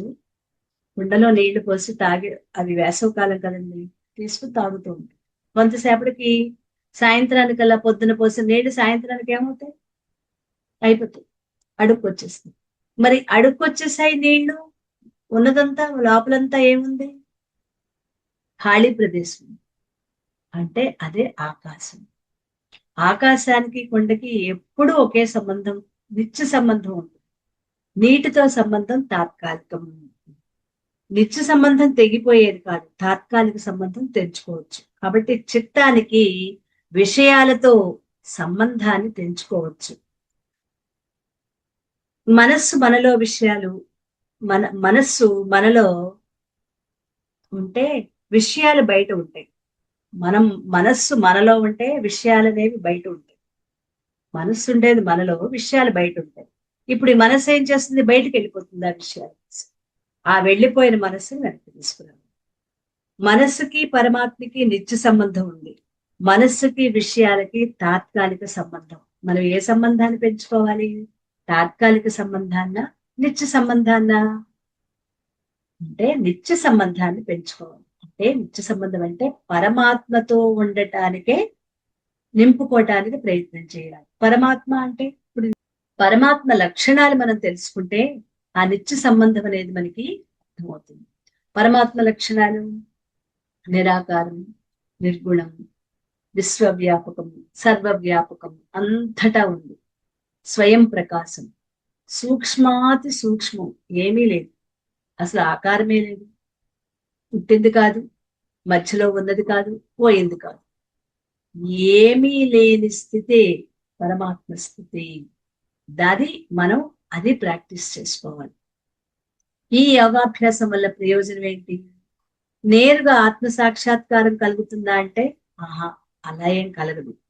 మరి ఈ యోగాభ్యాసం ఎందుకు చేయటం అంటే ఆత్మశుద్ధి, మనశుద్ధి జరుగుతుంది. మనస్సులోని సంకల్పాలు, విక్షేపాలు ఇవి మాలిన్యం. సంకల్పాలు, విక్షేపాలు. విక్షేపాలు అంటే ఆలోచనలు ఉన్నాయి, ఆలోచనల తర్వాత దాన్ని వ్యతిరిక్తమైనవి విక్షేపాలు. అలాంటివి అవన్నీ తొలగిపోవటం. అవి తొలగిపోవాలి అంటే రకరకాల ఆలోచనలు, కోపం, విసుగు, చిరాకు అన్ని అందులోనే ఉంటాయి కదా, ఆ ఆలోచనలోనే అన్ని ఉంటాయి కదా విక్షేపాలు. అవన్నిటినీ తొలగించుకోవటమే శుద్ధి. శుద్ధి అంటే ఏమీ లేకుండా చేసుకోవడం. మనస్సులో ఏ ఆలోచన లేకుండా చేసుకోవడం. నిరంతరం సంకల్పాలు, ఆలోచనలు, భావనలు చేస్తూనే ఉంటుంది. వాటిని తొలగించుకోవటమే శుద్ధి చేయటం. మనస్సు ప్రాపంచక విషయాల్లో ఉంటే మలినమవుతుంది. బయటకు వెళ్ళిపోయి ఆ బయట వాటి గురించి ఆలోచిస్తూ ఉంటే అదే మలినం అవ్వటం. అదే పరమాత్మ సంబంధమైన ఆలోచనలో ఉంటే నిరాకార నిర్గుణ పరమాత్మ ఆలోచన. నేను ఆత్మ చైతన్యాన్ని అన్నారు. నేను ఆత్మని అంటే నేను పరమాత్మని, అంతటా ఉన్నది పరమాత్మే. మరి పరమాత్మనైన నేను పరమాత్మగా ఎందుకు ఉండలేకపోతున్నాను? అసలు పరమాత్మ అంటే ఏంటి? నా లోపల ఆత్మ చైతన్యం ఉందంటున్నారు. ఓకే, నేను వింటున్నాను కదా, ఇప్పుడు మనం క్లాస్ వింటున్నాం కదా, ఎన్ని రోజుల నుంచి? ఇంచుమించు 6 నెలల పైనుంచి వింటున్నాం కదా.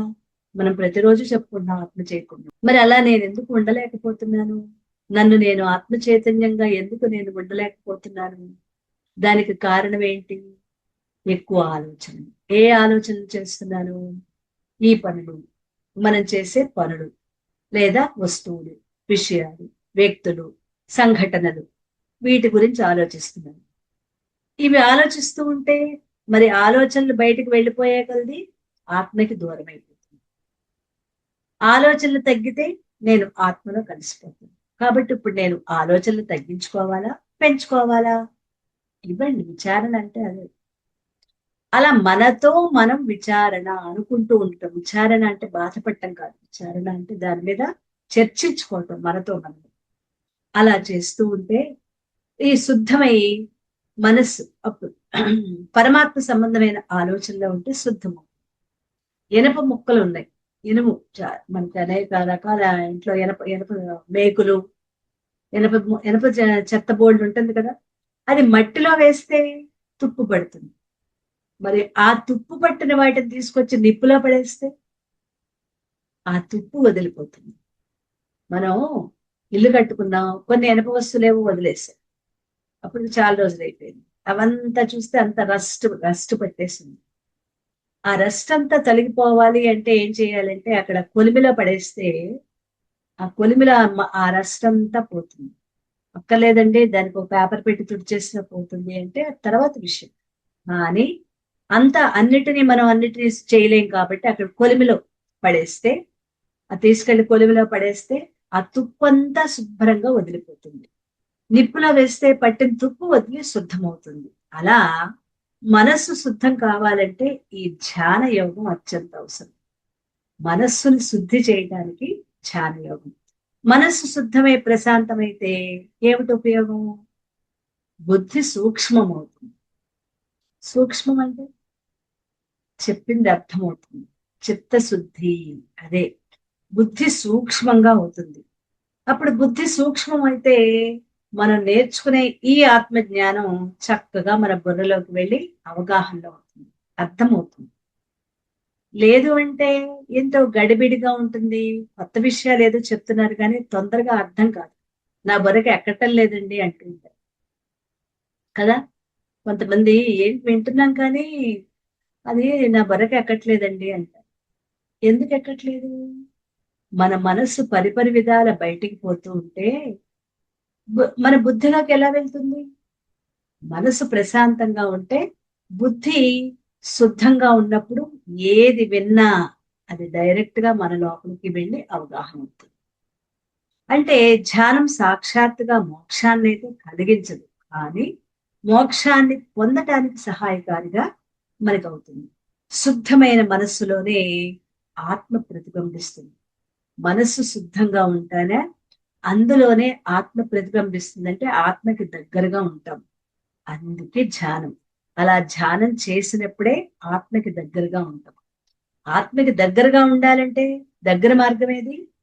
ధ్యాన సాధన. అసలు మన ప్రయత్నం అంతా ఆత్మకి దగ్గర అవ్వటం కోసమే. ఈ సాధనలన్నీ చేసేది, ఆత్మజ్ఞానాన్ని తెలుసుకునేది, మోక్షాన్ని పొందటం కోసమే. మోక్షము అనేది మనస్సు వెళ్ళి ఆత్మలో కలిసిపోదు. ఆత్మలో కలవాలంటే కొన్ని కొన్ని స్టెప్స్ ముందు వెయ్యాలి కూడా. మనం లక్ష్యం చేరుకోవాలి. తిరుపతి చేరుకోవాలంటే వెంటనే ఇక్కడి నుంచి స్ట్రైట్ గా వెంకటేశ్వర స్వామి దగ్గరికి వెళ్ళిపోతామా? కింద నుంచి ఎక్కడి నుంచి మెట్ల మార్గంలో వెళ్ళాలి, లేదా వెహికల్లో వెళ్ళాలి. పైకి వెళ్ళిన తర్వాత మనం వెళ్ళగానే రెండు తీసుకెళ్ళిపోతాం, తీసుకెళ్తారా? మళ్ళీ అక్కడ క్యూ లైన్ లోకి వెళ్ళాలి. క్యూ లైన్ లో ఎంతసేపు? అక్కడ మన సమయం వచ్చేంత వరకు వేచి ఉంటే గాని లోపలున్న వెంకటేశ్వర స్వామి యొక్క దర్శనం అవ్వదే. మరి ఆత్మధ్యానం, మన ధ్యానం నేను ఆత్మనే అని తెలుసుకోవటానికి, ఆత్మగా ఉండిపోవటానికి మనం ఎన్ని ఎన్ని ఎన్ని స్టెప్స్ వేసుకోవాలి. అందులో ఒక భాగమే ఈ ధ్యాన యోగం. ధ్యాన యోగం ఏం చేస్తుందంటే మనసుని శుద్ధి చేస్తుంది. మనసుని ఆత్మ దగ్గరగా ఆత్మలో ఉండటానికి నిలపటానికి ప్రయత్నం చేస్తుంది. అంతవరకు వెళ్ళిపోతాం. మనస్సును నిశ్చలంగా ఉండటానికి శరీరాన్ని ఆసనంపై ఎలా ఉంచాలో, ఎలా కూర్చోవాలో ఇంకో శ్లోకంలో చెప్తున్నారు. 13వ శ్లోకం. 13 చెప్తారు.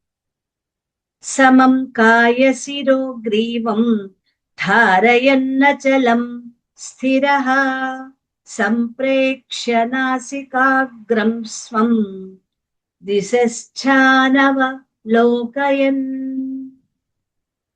ఈ ధ్యానం వల్ల చిత్తశుద్ధి కలుగుతుంది, మనస్సు శుద్ధి అవుతుంది. మరి మనస్సు శుద్ధి అయితే బుద్ధి సూక్ష్మంగా తయారవుతుంది. బుద్ధి సూక్ష్మంగా ఉంటే మనం చెప్పుకునే ఈ జ్ఞానం ఆత్మజ్ఞానం. ఇదే జ్ఞానం. జ్ఞానం అంటేనే ఆత్మజ్ఞానం. మనము లౌకికపరమైన జ్ఞానం కాదు. లౌకికం అంటే బయట విషయాల పట్ల, వస్తువుల పట్ల ఆ జ్ఞానం కాదు. పరమాత్మ పట్ల జ్ఞానం అన్నమాట. అంటే నేను ఆత్మని, నేను ఈ శరీరం కాదు, నేను ఆత్మని అని చెప్పే ఈ విషయాల పట్ల ఏకాగ్రం అవుతుంది మనసు. వాటి మీదే మనసు ఉండిపోతుంది. ఏకాగ్రం. చెప్పే విషయం మీదే పూర్తిగా దృష్టి ఏకాగ్రమై ఉంటుంది. మనసు ఏకాగ్రమైతే అప్పుడు ఆత్మజ్ఞానం చెప్పేది అర్థమవుతుంది. అర్థమైంది మనసుకి, సాధనలు చేస్తాం. సాధనలో పరిపక్వత సాధించితే అప్పుడు మనం ఆత్మానుభూతిని పొందగలుగుతాం. అందుకని ముందు స్టెప్ ధ్యానం. ధ్యానాన్ని కూర్చోవడం అన్నమాట. ఎలా కూర్చోవాలి?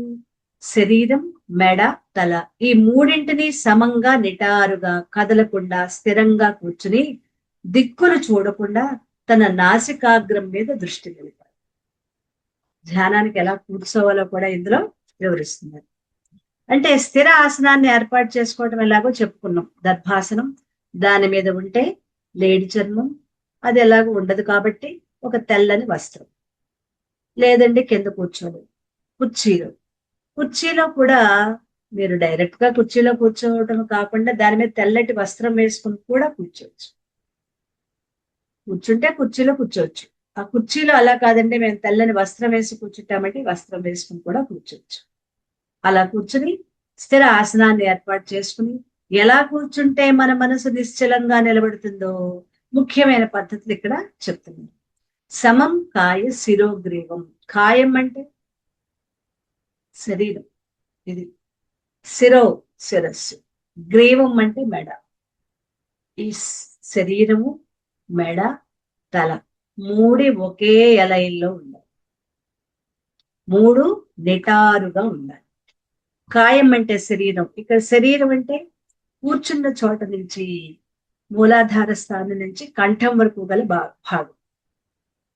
కంఠాన్ని గ్రీవం అంటారు. ఆ పైన ఉండేది తల, శిరస్సు. ఈ కాయం, గ్రీవం, శిరస్సు ఈ మూడిటిని సమంగా నిటారుగా ఉంచాలి. వంగిపోకూడదు. స్ట్రైట్ గా కూర్చోవాలి. ఎందుకు కూర్చోవాలి అంటే మనం కూర్చున్న కింద స్థానం, మూలాధార స్థానం నుంచి వెన్నెముక బయలుదేరుతుంది. బుధస్థానం నుంచి, కూర్చున్న ప్రదేశం నుంచి పైకి వెన్నెముక బయలుదేరుతుంది. అది తలలో మెదడుతో అనుసంధానమై ఉంటుంది. ఆ వెన్నెముకని ఆశ్రయించుకుని సుషుమ్నా నాడి ఉంటుంది. జాగ్రత్తగా ఉంది. నాడుల గురించి కూడా ఇక్కడ వివరిస్తున్నారు. సన్నటి సుషుమ్నా నాడి ఉంటుంది. అదే బ్రహ్మనాడి అంటారు. దానినే మోక్షనాడి. ఈ సుషుమ్నా నాడికే రెండు పేర్లు, బ్రహ్మనాడి అని, మోక్షనాడి అని. అందులో ఈ కూర్చున్న స్థానం మూలాధార చక్రం. ఆ కూర్చున్న స్థానాన్ని మూలాధార చక్రం అంటారు. మనం నేలకి ఆనుకున్న ప్రదేశం అది మూలాధార చక్రం. దానిపైన 2 అంగుళాల స్థలంలో పైన ఉన్నది స్వాధిష్టాన చక్రం. అక్కడి నుంచి బొడ్డు స్థానంలో ఉన్నది మణిపూరం. మణిపూరం నుంచి పైన హృదయ స్థానంలో ఉన్నది అనాహత చక్రం. అనాహతం నుంచి కంఠస్థానంలో ఉన్నది విశుద్ధం. విశుద్ధం నుంచి 2 కనుబొమ్మల మధ్య స్థానంలో ఉన్నది ఆజ్ఞాచక్రం. ఆ తర్వాత ఈ శిరస్థానంలో ఉన్నది సహస్రార స్థితి. దాని చక్రం అంటూ సహస్రార స్థితి. ఇది 6 చక్రాలు అన్నమాట. ఈ సుషుమ్నా నాడి కలుపుతూ ఉంటుంది. ఈ మొత్తం 101 నాడులలో ప్రధానమైన నాడి ఈ సుషుమ్నా నాడి. ఇంకా చాలా నాడులు ఉన్నాయి. వాటిల్లో ఈ 101 నాడుల్లో కూడా అతి ముఖ్యమైన నాడి అది ఎక్కడ, మూలాధారం కూర్చున్న నేలకి మనం కూర్చున్న స్థానం నుంచి మెదడు వరకు కలిపేంత వరకు ఉన్నది ఈ సుషుమ్నా నాడి. మూలాధార చక్రం, ఆ పైన స్వాధిష్టానం, మణిపూరం, అనాహతం, విశుద్ధం, ఆజ్ఞ అనే 6 చక్రాలు, 6 చక్రాలు ఉంటాయి. మూలాధార చక్రం అందులో పాములాగా ముడుచుకుని పోయి ఉండే కుండలిని శక్తి ఉంటుంది. 3.5 చుట్లు వేసుకుని, ఇదంతా మనకి ఆపరేషన్ చేసిన డాక్టర్లకు కూడా కనిపించదు. సూక్ష్మ శరీరం ఇదంతా. మూలాధారంలో 3.5 చుట్టలు వేసుకున్న ఒక కుండలిని అంటారు దాన్ని. ఆ కుండలిని శక్తి ఉంటుంది. అదే జీవుడు. సుషుమ్నా నాడికి 2 వైపులా ఈడానాడి, పింగళా నాడి అని 2 నాడులు ఉంటాయి.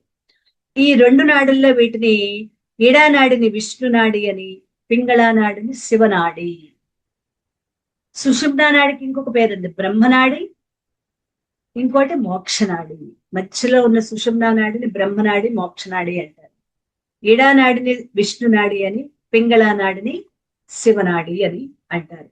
ధ్యానం చక్కగా సాగుతున్నప్పుడు ధ్యానశక్తి, ప్రాణశక్తి, మనం శ్వాస తీసుకుంటాం కదా, ఈ ప్రాణశక్తి ఎడ పింగళ నాడుల గుండా సుషుమ్నా నాడులో ప్రవేశిస్తుంది. ఎడ తీసుకుంటాం, వదులుతూ ఉంటాం. శ్వాస తీసుకుంటాం, వదులుతాం కదా, ఉచ్ఛ్వాస నిశ్వాసలు. ఆ ఉచ్ఛ్వాస నిశ్వాసల ద్వారా తీసుకున్న శ్వాస దది సుషుమ్నా నాడిలో ప్రవేశిస్తుంది. ప్రవేశించి అక్కడ మూలాధారంలో ఉన్న కుండలిని శక్తిలో కదలికలు ఏర్పడతాయి. ఆ కదిలిస్తుంది.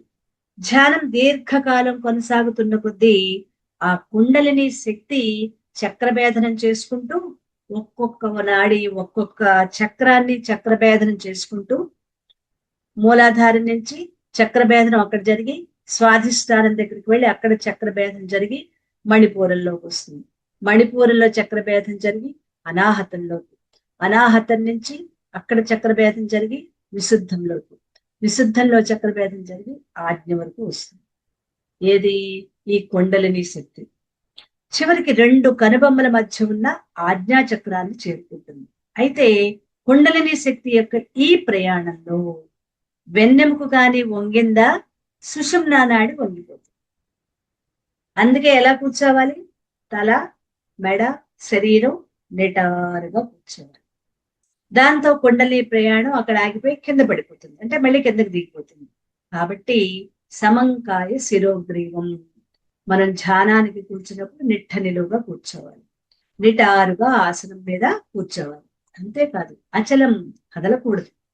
ఇలా కొంతమంది కూర్చుని ఇలా ఊగుతూ ఉంటారు, ఉయ్యాలు ఊగినట్లుగా, ఇల్లు కూర్చుని ఊగుతున్నట్లుగా కూర్చుని ఊగుతూ, అలా కదలకుండా కూర్చోవాలి. అలాగని కట్టెలా బిగుసుకుపోవటం కాదు, శాంతంగా ప్రశాంతంగా బిగుసుకుపోకుండా వదులుగా కూర్చోవాలి. వదులుగా కూర్చున్నాం కదా అని ముందుకు వెనక్కి పడిపోకూడదు, స్ట్రైట్ గానే కూర్చోవాలి. మొదట్లో కూర్చోగానే కదలకూడదు కదా అని బిగుసుకుపోయినా వెంటనే శరీరాన్ని సడలింపు చేసుకోవాలి. అలా సడలింపు చేసి శరీరాన్ని అటు ఇటు కదలకుండా అలా నిటారుగా ఉంచాలి. ఎందుకు అలా కదలకుండా నిలబెట్టడం? మనస్సుకు ఈ శరీరానికి దగ్గర సంబంధం ఉంది. ఎందుకు నిలబెట్టాలంటే మనస్సుకి శరీరానికి దగ్గర సంబంధం ఉంది. మనస్సు కదిలితే శరీరం కదులుతుంది, శరీరం కదిలితే మనసు బయటికి వెళ్ళిపోయి ఆలోచనలోకి వెళ్ళిపోయి, అది మనస్సుకి శరీరానికి దగ్గర సంబంధం. అంటే మనస్సు కదిలితే శరీరం కదులుతుంది, శరీరం కదిలితే మనస్సు కదులుతుంది. అంటే ఇలా ఊగుతూ కూర్చుంటారు కొంతమంది, చూస్తుంటాను ధ్యానంలో, వాళ్ళు ఇలా ఇలా ఊగిపోతూ ఉంటారు వెనక్కి ముందుకి పక్కకి కూడా. అది కూడా సరి అయింది కాదు. మనస్సుకు నిలపటం కష్టం కాబట్టి ముందు శరీరాన్ని కదపకుండా ఉంచాలి. మనస్సుని నిగ్రహించడం కంటే శరీరాన్ని నిగ్రహించడం తేలిక, అంతే కదా. శరీరం కదపకుండా ఉంచగలం, మన శరీరాన్ని కదపకుండా ఉంచితే అప్పుడు మనసులో ఆలోచనలు కూడా తగ్గుతాయి. కాబట్టి శరీరాన్ని కదలపకుండా ఉంచి మనస్సుని కట్టడి చేయాలి. శరీరం మనస్సు రెండు కూడా ఒకే చెట్టు కొమ్మని, ఒక కొమ్మని లాగితే రెండవ కొమ్మ కదులుతుంది. పొద్దున్నే పువ్వులకు వస్తూ ఉంటాం కదా, ఒక కొమ్మని ఎలా పట్టుకుంటే రెండో కొమ్మ కూడా ఎలా వస్తుంది కదా. అప్పుడు రెండు కొమ్మల మీద ఉన్న పువ్వులు ఎలా కోస్తాము? ఈ మనస్సు శరీరం అనేది ఒక చెట్టుకున్న రెండు కొమ్మలు లాంటిది. ఒక కొమ్మ పట్టుకులాగితే రెండో కొమ్మ కూడా కదులుతుంది. కాబట్టి శరీరాన్ని కదలకుండా చేసి మనస్సుని కదలకుండా ఏకాగ్రం చెయ్యాలి. ఏకాగ్రం అంటే ఏ ఆలోచన లేకుండా చేయాలి. స్థిరం, ధ్యానం చేస్తున్నంతసేపు ఆటంకం ఉండకూడదు. ఎవరో వచ్చి తలుపు కొడతారు, మధ్యలో సెల్ మోగుతూ ఉంటుంది, లేదా పక్క గదిలోంచి ఎవరో మన లోపల గదిలో కూర్చొని ధ్యానం చేస్తుంటే పక్క నుంచి వచ్చి ఇంకెంతసేపు, ఇప్పుడు ఎంతసేపు కూర్చుంటావు, నాకు టైం అయిపోతుందని ఒకళ్ళు, ఎంతసేపు కూర్చుంటావు, నీకు రోజు ధ్యానం చేయటమే పనా, ఇంట్లో పళ్ళన్నీ మానేసి కళ్ళు మూసి కూర్చుంటే పళ్ళన్నీ ఆగిపోతాయి, ఇలా అనేక మాటలు వినిపిస్తూ ఉంటాయి. ఉక్రోషం వచ్చి గబగబా లేచి, మనకు ఉన్నది ఉక్రోషమే కదండి. వాళ్ళకి మనం చెప్పుకోవాలి, నేను కొంతసేపు నాతో నేను ఉండటానికి కూర్చుంటాను, కాబట్టి మీరు మీ పనులు ఏమైనా అంటే చెప్పండి, ముందు నేను అవన్నీ పూర్తి చేసి కూర్చుంటాను, నన్ను ఎవరు డిస్టర్బ్ చేయలేదు. ఎందుకు అంటే మనకి చాలా చక్కగా ఆలోచన దీనికి కూడా చెప్తారు. ఎందుకు శ్వాసను గమనిస్తూ ఉంటే కొంతసేపటికి శ్వాస ఇక్కడి నుంచి మొదలైన శ్వాస షంటింగ్ చేస్తూ చేస్తూ ముక్కు దగ్గర షంటింగ్ చేస్తూ ఈ కనుబొమ్మల మధ్య స్థానంలో అక్కడి నుంచి లోపలికి ప్రయాణం చేస్తున్నప్పుడు ఆలోచనలు ఆగిపోతాయి. ఆలోచనలు ఆగిపోతే శ్వాస కూడా ఆగిపోతుంది. మీరు గమనించారో లేదు, ఆలోచనలు లేవు, శ్వాస లేదు. రెండు ఎప్పుడైతే ఆగిపోయాయో అప్పుడు మనకి ఒకలాంటి ఆనందం మన లోపల, అదేంటో కూడా అనిర్వచనీయం, అది నిర్వచించడానికి కూడా వీల్లేని ఒక మంచి అద్భుతమైన స్థితి కలుగుతుంది. అది మనకి అనుభవంలోకి వస్తున్నప్పుడు బెల్ కొడతారు, సెల్ మోగుతుంది, ఇంట్లో వాళ్ళు పిలుస్తారు, ఎలా ఉంటుంది చెప్పండి. అది అందుకుని మన సమయాన్ని మనం ఉపయోగించుకోవటానికి అటువంటి రేర్ పరిస్థితి చక్కటి ధ్యానావస్థ మనలో ఏర్పడుతున్నప్పుడు మనం డిస్టర్బ్ అయ్యామనుకోండి, మళ్ళీ ఆ స్థితి మళ్ళీ వస్తుందా? మళ్ళీ దానికి ఎంతో ప్రయత్నం చేస్తే గాని అది ఎప్పుడు వస్తుందో తెలియదు. ఎంత బాగుందో ఆ స్థితి, నాకు ఎప్పుడు అటువంటి స్థితి కలగల. ఎంత బాగుందో, శ్వాస లేదు, ఆలోచన లేదు, ఏమీ లేదు, భలే ఉందే. అనుభవిస్తున్నప్పుడు మనకి చాలా అద్భుతంగా అనిపిస్తుంది. దాన్ని మనం పూర్తిగా ఆస్వాదించకుండానే బయట నుంచి ఏవైనా వచ్చినప్పుడు, డిస్టర్బెన్స్ అయినప్పుడు అందుకని మధ్య మధ్యలో లేచి కూర్చోవడం చెయ్యకూడదు. ఆపి ఆపి చెయ్యకుండా నిరాటంకంగా మనం ఎంతసేపు వీలైతే అంతసేపు కూర్చోవడానికి ప్రయత్నం చేయాలి. అలా కూర్చున్నప్పుడు మనలో ఎంతో అంత చిన్న మార్పు మనలో వస్తుంది. అది ఒక్కసారిగా ఒక నుయ్యి తవ్వాలి అంటే ఒక్క పూటలో తవ్వేసేయగలరా? ఇప్పుడంటే చాలా ఇన్స్ట్రుమెంట్స్ ఏవో వచ్చాయండి. వాటిలతో ఒక్క పూటలో నొయ్యి తవ్వేస్తున్నారు. కాదు, పూర్వకాలంలో నొయ్యి తవ్వాలి అంటే ఎన్ని రోజులు పట్టేది? ఎంత శ్రమ చేస్తే ఆ నొయ్యి తవ్వటం అయ్యేది? నొయ్యి తవ్వి లోపలికి తవ్విన తర్వాత వాటిని నీరు ఎక్కడ పడుతుందో చూసి ఆ పడిన చోట దాన్ని మళ్ళీ వరలేసుకుంటూ ఆ నూతిని ఆ వరలు వేసుకుంటూ సిమెంట్ తో ఆ వరలన్నీ వేసుకుంటూ వేసుకుంటూ పై వరకు తీసుకొచ్చి అది పూర్తి చేసి దానికి ఒక గిలక లాంటిది వేసి నొయ్యి తవ్వాలంటే ఎంత కాలం పడుతుంది? ఒక నొయ్యి తవ్వటానికి అంత కాలం పడితే మన లోపలికి మనం వెళ్ళి మన స్థితి మనం అందుకోవటానికి ఎంత కాలం పడుతుంది కదా? అందుకని ఎంత కాలమైనా మనం చేయాలి. ఇది నాది, ఇది ఎవరిదో కాదు, నాది. నాది అనే స్వార్థం అనేది అక్కడ ఉంది. మామూలుగా స్వార్థం ఉంది. ఇక్కడ ధ్యాన స్థితిలో మాత్రం ఆ స్వార్థం నాకున్నా. ధ్యానంలో కూర్చున్నంతసేపు కళ్ళు మూసుకుని ఉండటమే శ్రేష్టం. నిద్ర వస్తుంది అనుకుంటే, నాకు నిద్ర వస్తుంది అనుకున్నప్పుడు అర్ధనిమీలిత నేత్రాలు కొద్దిగా కళ్ళు తెరిచి తెరవనట్లుగా ఉండొచ్చు. కళ్ళు తెరిచి కూర్చుంటే దిక్కులు చూస్తూ కూర్చుంటాం, వేస్ట్ అయిపోతుంది సమయం.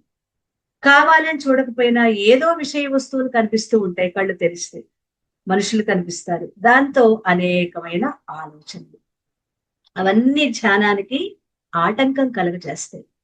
దానితో మనసు చలించి ఇంకా కూర్చున్నా మనకి ఏం బాగలేదని లేచి వెళ్ళిపోతాం. అందుకని కళ్ళు మూసుకోవాలి తప్పనిసరిగా. రెండవది, మనం ధ్యానం చేస్తున్నప్పుడు కొంతసేపటికి మన లోపలికి విశ్వశక్తి వస్తుంది. చాలా మందికి ఈ విషయం తెలీదు. విశ్వశక్తి మన లోపలికి వచ్చినప్పుడు ఎంతసేపు కూర్చున్నా కూడా మన లోపలికి విశ్వశక్తి లోపలికి వచ్చినప్పుడు కళ్ళు తెరవగానే ఏమవుతుందంటే కంటి ద్వారా ఆ శక్తి పోతుంది. మరి ఎలాగండి అంటే, ఈ రెండు చేతులు వేళ్లలో వేడి పెట్టి కూర్చున్నాం కదా, ఇలా లూజ్ గా దీన్ని విడదీసుకుని కళ్ళు తెరవకుండా విడదీసుకుని రెండు చేతులు కళ్ళ మీద పెట్టుకుని 5 అంకెలు లెక్క పెట్టడానికి ఎంతసేపు పడుతుంది? 1, 2, 3, 4, 5 అంత సమయం, అంతే సమయం కళ్ళ మీద పెట్టుకుని తీసి మన పనులు వెళ్ళిపోవచ్చు. ఇవి ఇవి యాంటన్నాస్ లాంటివి. పూర్వం మనకి టీవీలకి యాంటన్నాలు పైన ఉండేవి చూసారా? ఆ యాంటన్నా కదిపితేనే మనకి ఇక్కడ సరిగ్గా లేకపోతే మనకి లోపల టీవీలో బొమ్మ వచ్చేది కాదు. అదేదో బొయ్యమని సౌండ్ వచ్చి వర్షం పడ్డట్టు ఉండేది. అలా ఈ విశ్వశక్తిని మనలో నిక్షిప్తం చేయడానికి ఇవి యాంటన్నాస్ లాగా ఈ వేళ్ళ కొనలు మనకు ఉపయోగపడతాయి. కాబట్టి మనం తీసుకున్న ధ్యాన శక్తి లోపలికి నిక్షిప్తం చేయడం కోసం కళ్ళ మీద వేడి చేతులు పెట్టి, అంతేగాని గబుక్కున కళ్ళు తెరిచి వెళ్ళిపోకూడదు. అలా మధ్య మధ్యలో కళ్ళు తెరవకూడదు. కూర్చున్నంతసేపు కళ్ళు మూసుకునే ఉంది. చేతులు వేళ్లలో వేళ్లు పెట్టుకుని ఉండాలి, ఇంకా కళ్ళు మూసుకుని ఉండాలి. ఈ రెండింటిని అతిక్రమించకుండా ధ్యానం చేయాలి. నాసాగ్రం నాసికాగ్రం స్వం అర్ధనిమీలిత నేత్రుడై తన ముక్కు కొనని చూస్తూ ఉండాలి. ముక్కు కొన అంటే చూద్దాం. నిజంగా దృష్టిని ఒక చోట నిలపడానికి ఈ జాగ్రత్త. అయితే ముక్కు కొన చూడమంటే కనుగుడ్లు బలవంతంగా ముక్కు కొన మీదకి ఇక్కడ ఉంచటం కాదు. అలా చూస్తే కళ్ళు మండుతాయి, నొప్పి పుడతాయి, తలనొప్పి కూడా రావచ్చు. అందువల్ల నాసికాగ్రం నందు దృష్టి నిలిపాడా అన్నట్టు ఉండాలి. అంటే ఇంచుమించుగా భ్రూమధ్యం ఇక్కడ, మనస్సుని ఇక్కడ నిలిపాలి. కళ్ళని నిలపటం కాదండి. మీ మనస్సుని నాసికాగ్రం అంటే రెండు కనుబొమ్మల మధ్య స్థానంలో భ్రూమధ్యంలో అక్కడ నిలపమంటారు. భగవద్గీతలో 5, 8 అధ్యాయాల్లో కూడా ఇదే చెప్పారు. ఇంతకీ దృష్టి ఎక్కడ నిలపాలి అనే సందేహం వస్తే, నాసికాగ్రం అంటే కొంతమంది పైనుంచి చూస్తే ఇక్కడ ముక్కు కోసని, కింద నుంచి చూస్తే కనుబొమ్మల మధ్యస్థానం అని చెప్తూ ఉంటారు. కానీ సరి అయిన స్థానం చెప్పాలి అంటే మనస్సులో మనం రెండు కనుబొమ్మల మధ్య స్థానంలో మనస్సుని అక్కడ నిలపాలి. కళ్ళు నిలపటం కాదు, మనస్సుని అక్కడ నిలపాలి. అలా నిలిపి అనుకూలమైన చోట నిలిపి ఉంచటమే ప్రధానం. భూమధ్యమైతే అనుకూలం. కొందరు హృదయ స్థానంలో నిలుపుతారు, కొందరు మనసుని హృదయ స్థానంలో నిలుపుతారు, అలా కూడా మంచిది. కొంతమంది సహస్రారంలో నిలుపుతారు. అది వాళ్ళ వాళ్ళ యొక్క ధ్యాన సాధనలు బట్టి ఉంటుంది. సాధారణంగా చేసేది భ్రూమధ్యంలో లేదా హృదయ స్థానంలో మనస్సుని అక్కడ నిలపటం. అలా నిలపటం వల్ల ఆలోచనలు తగ్గిపోతాయి. ఇలా ఏదో ఒక స్థానంలో దృష్టిని నిలిపితే మనసు నిశ్చలమవుతుంది. ఇంకా ఆలోచనలు అనేవి ఎక్కువగా ఉండవు. ఇంతవరకు బాహ్యంగా చేయవలసిన సాధన జాగ్రత్తలు తెలుసుకున్నాం. ఇప్పుడు అంతరంగ సాధన అంటే మనస్సు దేనిని తలుచుకోవాలో, ఆలోచనలు ఎలా నిలుస్తాయో తర్వాత 14వ శ్లోకంలో చెప్తున్నారు. 14వ శ్లోకం రేపు చెప్తారు.